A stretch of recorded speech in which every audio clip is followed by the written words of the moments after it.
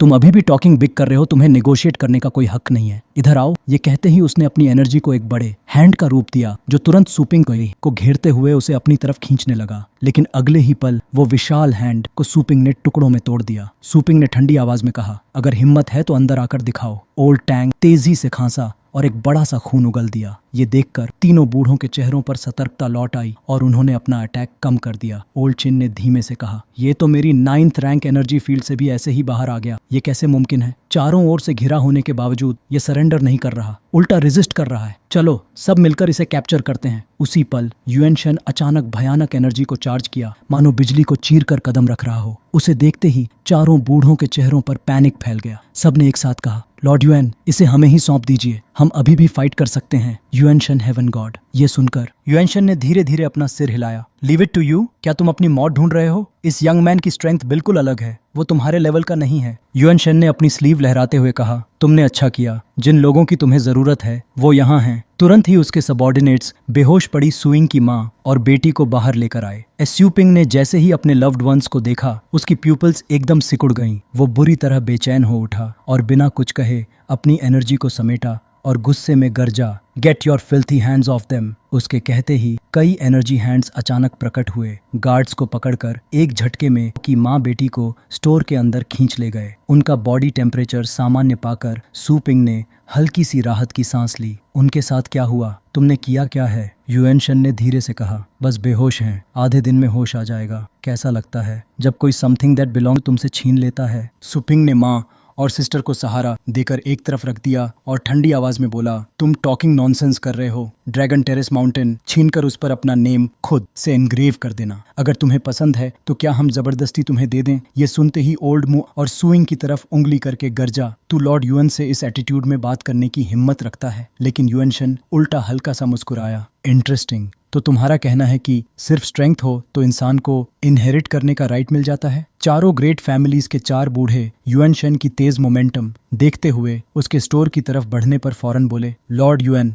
हम स्टोर में नहीं घुस सकते, हमें उसकी स्ट्रेंथ का अंदाजा नहीं है। ये आदमी बहुत स्ट्रेंज है, सावधान रहिए, स्टोर के अंदर हिडन एक्सपर्ट्स हो सकते हैं। युएन शन ने भौहें सिकोड़ ली। उसकी तेज नजरें एक ठंडी उबलती हुई लहर छोड़ रही थीं। मैं लेजेंडरी लेवल हूँ, एक छोटी सी सिटी मुझे कैसे रोक सकती है? फिर वो सीधे स्टोर के अंदर कदम रखता है, सुइंग के सामने खड़ा हो जाता है, उसकी आंखों में आंखें डालकर कहता है, अब क्या तुम्हारा छोटा स्टोर एक लेजेंडरी लेवल को रोक नहीं पा रहा है ना? पास खड़ी असिस्टेंट ने उसकी ये बात सुनकर ऊब भरी सांस ली, ने बोर्डम मिटाने के लिए अपने फिंगर्स हल्के से फ्लिक किए। फिर युएन शन ने बात आगे बढ़ाई, अगर तुम 4 ग्रेट फैमिलीज की तरह मेरे आगे सबमिट होने को तैयार हो तो मैं तुम्हें कभी मुश्किल में नहीं डालूंगा, बल्कि मैं तुम्हें अपने साथ ले जाकर ट्रेनिंग भी दूंगा। यह सुनकर चारों तरफ लोग हलचल में फुसफुसाने लगे। लॉर्ड युएन उसे अपने अंदर लेना चाहते हैं? इतनी कम उम्र में टाइटल लेवल तक पहुंचना सच में ईर्ष्या होती है। डैन की तरफ से एक आवाज आई, पहले कर्टिसी फिर फोर्स, यही लॉर्ड युएन का तरीका है। ऊपर से तो सौम्य दिखते हैं लेकिन उनकी ऑरा हर चीज को लगातार दबा कर रखती है। चारों ग्रेट फैमिलीज तक लॉर्ड युएन को मना नहीं कर सकते, किसी ने जोड़ा। युएन शन ने आगे कहा, सीक्रेट रेल्म के रिसोर्सेज बेकार हैं, अगर यूं ही पड़े रहें। वो तभी असली ताकत दिखाते हैं जब आउटस्टैंडिंग पीपल के हाथों में हो। सुइंग ने आउटस्टैंडिंग पीपल शब्द सुनकर समझा कि वो किसी ऐसे इंसान की बात कर रहा है जिसे पहले ही चुन चुका है। ठीक तभी सुइंग ने ठंडे स्वर में कहा, मुझे ऐसे लोग बिल्कुल पसंद नहीं जो सोचते हैं कि दुनिया की हर चीज उनकी है और किसी और को छूने भी नहीं देते, और अगर कोई उसे ले ले, सुइंग ने कहा, तो ये लोग उसके पीछे भागते फिरते हैं। युएन शन ये सुनकर थोड़ा नाखुश हुआ। रिडिकुलस, अगर तुम्हारे पास एबिलिटी होती तो कोई तुम्हें चेज नहीं करता। तुम जैसे जूनियर सोचते हो कि मेरे बराबर खड़े हो सकते हो, कितना रिडिकुलस है ये कहकर बूढ़े आदमी ने अपना हाथ उठाया और घनी एनर्जी एक विशाल सर्कल में बदलकर सुइंग को घेरने लगी। वो और अन्ना उसके बिल्कुल पास खड़े थे। युएन शन ने आखिरी बार पूछा, सबमिट करोगे या मरोगे? सुपिंग का चेहरा एकदम ठंडा था। कितनी भी बार पूछ लो, जवाब वही है। ये सुनकर युएन शन ने हाथ ऊंचा उठाया, अफसोस, तो फिर तुम्हें डाई होना पड़ेगा। उसने एक ब्लू सोर्ड झटका 4 से 5 मीटर लंबा जो सीधा सुपिंग की ओर स्टैब करने के लिए बढ़ा, लेकिन बगल में खड़ी लड़की ने हाथ उठाकर उस सोर्ड को रोक लिया। तुरंत ही तलवार की ताकत जेली की तरह नरम पड़ गई। बाहर खड़े चारों बूढ़े यह देखकर दहशत में भर गए। यहाँ तक कि 9th रैंक का पावर हाउस भी युएन शन के उस वार से डरता, लेकिन उस चाइल्ड ने उसे एक हाथ से रोक लिया। ओल्ड म्यू तो वाक्य भी पूरा न बोल पाया। जब तक कि वो भी लेजेंडरी लेवल ना हो। लेकिन लॉन्गहैंग जैसी छोटी सिटी में लेजेंडरी लेवल कैसे हो सकता है? इस पल युआन शन ने भौहें सिकोड़ लीं और मन ही मन सोचा, क्या ये कैसे हो सकता है? वो इसे हाइड कर रही थी। फिर उसने गहरा सांस लिया, लगभग चूक ही गया था। क्या तुम उसकी मास्टर हो? सुपिंग ने अन्ना की ओर मुड़कर कहा। हे, मैंने तुम्हें एक्शन लेने को नहीं कहा था। अन्ना ने आंखें बंद की, हाथ बांधकर शांत स्वर में बोला, रूल नंबर 1, स्टोर की रक्षा करना, इसलिए अभी मैंने उसे बचाया। रूल्स के मुताबिक तुम्हें मुझे पॉइंट्स देने होंगे ताकि मैं एक्सेलेंट एम्प्लॉई बनने के लिए अपग्रेड हो सकूं, वरना उन्हीं रूल्स के हिसाब से मेरे पॉइंट्स काट भी सकते हो पनिशमेंट में। युआन शन सामने खड़ा था, लेकिन दोनों उसे पूरी तरह नजरअंदाज कर रहे थे। ये देखकर उसका खून खौल उठा। उसने दांत भींचकर कहा, तुम हिम्मत कैसे करते हो मुझे इग्नोर करने की? जानते हो मैं कौन हूँ? ये कहकर वो तेजी से आगे बढ़ा। स्पष्ट था कि वो हमला करना चाहता था, पर ठीक एक सेकंड बाद एक गोल्डन फिस्ट ने उसे ऐसे उड़ाया कि वो पेट स्टोर से निकलकर सीधा सामने वाली दुकान में जा टकराया और वहीं रुक पाया। बाहर खड़े पावर हाउस स्तर के सभी लोग वहीं जम गए। दावान का दिल तेज धड़कने लगा। युआन शन को इतनी आसानी से उड़ा दिया गया। युआन शन का यूं उड़ जाना देखकर बूढ़े लोग दहशत में चिल्ला उठे, लॉर्ड ये कैसे? क्यों आप? उसी वक्त अन्ना के हाथ से निकला हुआ गोल्डन लाइट धीरे धीरे गायब हो रहा था।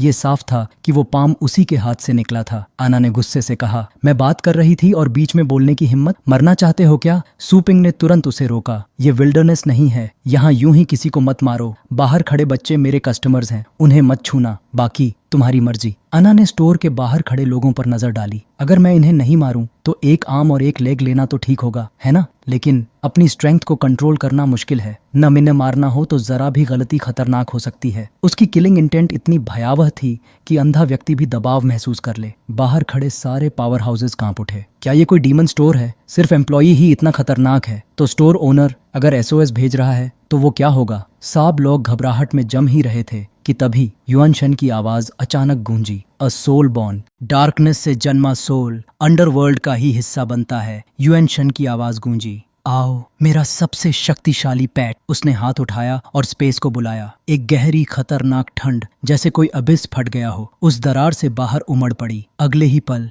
एक विशाल आकृति बाहर निकली। एक ह्यूमनॉइड दैत्य, लगभग टाइटन जितना बड़ा, पूरा शरीर काला, इतना काला कि लाइट पड़ते ही भीतर समा जाती थी। वो शैडो अंडरवर्ल्ड बीस्ट था। इसके 4 बड़े आर्म्स थे और हर हाथ में एक अलग वेपन। हर हथियार से घनी डरावनी दैत्य ऊर्जा निकल रही थी। ये साफ था वो किंग बीस्ट था, टाइड सी लड़ाई के स्तर की ताकत वाला। युआन शन एक उछाल में अपने पेट की पीठ पर कूद गया और चिल्लाया, कंबाइन! दोनों हवा में उठे। युआन शन धीरे धीरे एक परत में लिपटने लगा जो ठंडी जमी हुई लावा जैसी दिख रही थी। फिर उसका शरीर शैडो अंडरवर्ल्ड बीस्ट में घुलता चला गया और दोनों मिलकर एक नया रूप बन गए। 4 भुजाओं वाला, इंसानी सिर वाला अंडरवर्ल्ड दैत्य। सुपिंग ने यह दृश्य देखकर ठुड्डी सहलाई। तो तुम लोग स्टार पेट्स के साथ कंबाइन भी कर सकते हो? ऑसम। कंबाइन होने के बाद उसने तुरंत बैटल स्ट्रेंथ मोबिलाइजेशन मोड में शिफ्ट कर लिया। अगला, उस मोमेंट में उसकी किलिंग इंटेंट और ठंडी डिमोनिक एनर्जी उसके जिस्म के हर पोर से ऐसे उफान मारने लगी जैसे मौत खुद सांस ले रही हो। चारों तरफ का माहौल पल भर में एक जम चुकी कोल्ड एरिया में बदल गया। उसकी आंखों से ड्रीमी पर्पल अंडरवर्ल्ड एनर्जी चमक रही थी। Blue star, legendary level war, pet master युआन शन, आज मैं तुमसे सीखूंगा। नीचे खड़े बूढ़े लोग डर के मारे एक एक कदम पीछे हट गए। इतनी खौफनाक कॉम्बिनेशन सीक्रेट उन्होंने पहली बार अपनी आईज से देखा था। ये लड़ाई हमारे बस की नहीं, भागो नहीं तो यहीं मर जाएंगे। दाओजान ने घबराकर चिल्लाया, लॉर्ड युएन शांत हो जाइए, अगर लेजेंडरी लेवल्स यहाँ भिड़ गए तो पूरा शहर मिट जाएगा। युआन शेन गुर्राया, शांत? तुम लोग मेरी किचन में चोरी करो और मैं शांत रहूं? एक स्लैप में तय कर दूंगा कि तुम्हें बॉइल्ड चिकन खाना है या ग्रीन बनानास। और ये कहकर वो अचानक स्पेस टाइम टेलीपोर्टेशन से वहीं से गायब हो गया। In the blink of an eye वो अन्ना के ठीक पीछे खड़ा था। उसके पेट का एक हाथ तुरंत हरकत में आया। पूरा जोर लगाकर भरा हुआ प्राइमोर्डियल एनर्जी वाला एक घातक स्ट्राइक सीधा उसी जगह गिरा जहां वो खड़ी थी। लेकिन अन्ना के चेहरे पर नो इंटेंशन ऑफ डॉजिंग था। जैसे ही वो जोरदार शक्ति उसके करीब पहुंची, उसने बस धीरे से अपना हाथ उठाया और उस वेपन को चूर चूर कर डाला। इतना स्ट्रॉन्ग, फिर भी मेरी एक बाल भी नहीं हिला सकता? उसके लहजे में खींच थी। बस इतना ही है तुम्हारे पास? युआन शेन अब शांत नहीं रह पाया। अब उसे असली फर्क समझ आया। दोनों के बीच की दूरी कितनी भयानक थी। अभी तक अन्ना ने बहुत जेंटल होकर लड़ाई की थी और ये चींटी कृतघ्न होने की हद पर थी। फिर उसकी हथेली में सुनहरी रोशनी चमकने लगी। गोल्डन लाइट एक जगह इकट्ठा हुई और धीरे धीरे एक चमकदार लाइट स्पीयर का रूप लेने लगी। उसने बिना किसी मेहनत के एक साधारण सी हरकत की और वो भाला वॉइड को चीरता हुआ आगे बढ़ गया। अगले ही इंस्टेंट वो स्पीयर युआन शेन की छाती को भेदती हुई उसके पूरे बॉडी को आर पार कर गई। वो अपने पेट के साथ एक हो चुका था, लेकिन अन्ना की नजर में कीमत कुछ भी नहीं। अन्ना की आंखों में हल्का सा लीडरशिप का तेज उभरा। The divine spear.